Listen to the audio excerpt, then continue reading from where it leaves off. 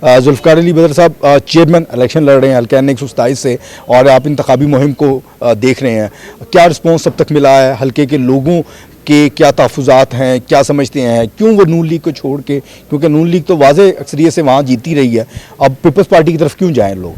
बिस्मिल्लाहिर्रहमानिर्रहीम, बहुत शुक्रिया जी, आपने अपने प्रोग्राम चैनल पे बुलाया।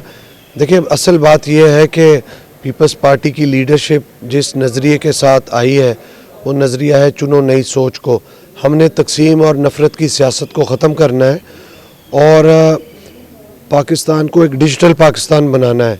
और अगर तमाम political forces, political stakeholders को अगर कोई पाकिस्तान में इकट्ठा लेके चल सकता है तो वो बिलावल भुट्टो ज़रदारी साहब लेके चल सकते हैं, जो कि इंतकाम की सियासत नहीं करते।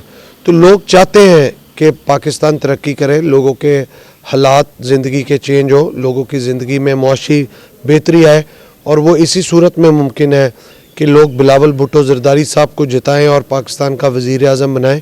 क्योंकि यहाँ पे जितने लोग आज तक वज़ीर आज़म, वज़ीर आला रहे, उन्होंने ना इस हल्के की उस तरह खिदमत की है और ना ही यहाँ पे कोई सेहत की और बाकी तालीम की ऐसी सहूलियात लेके आए। तो हमें मौका देना चाहिए बिलावल साहब को, ताकि पाकिस्तान के अवाम के हालात बदलें।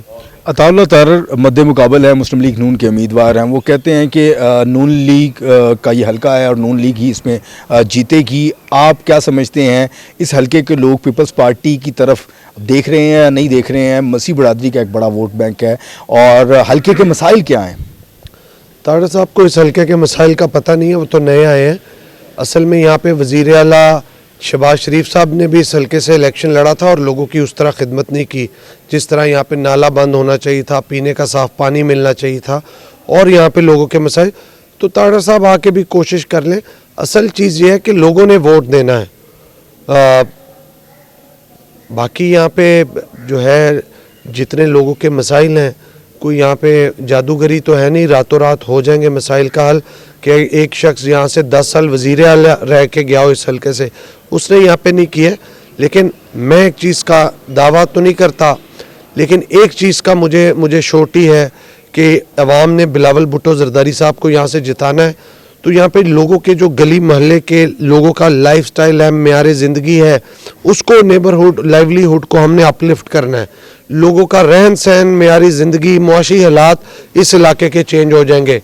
जो लोगों की बेसिक नेसेसिटीज़ का मामलात हैं वो ख़त्म हो जाएंगे। लोग ये भी सोच रहे हैं कि बिलावल भुट्टो ज़रदारी अगर इस हल्के से जीत जाते हैं और उसके अलावा जो दीगर हल्कों से इलेक्शन लड़ रहे हैं वहाँ से जीत जाते हैं, इस सीट को कायम रखेंगे या छोड़ देंगे? बाद में ज़मीनी इंतखाब होगा, ये बताइएगा।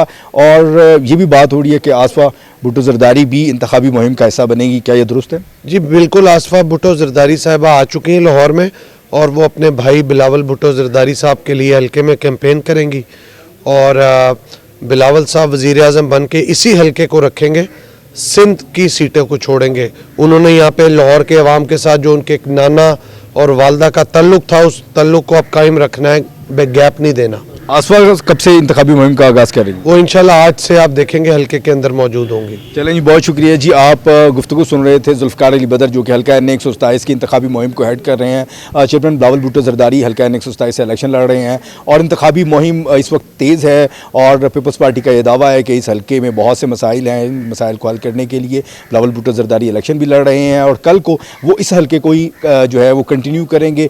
दीगर जो सिंध के हल्के हैं वहाँ पर वो सीट छोड़ सकते हैं। जी।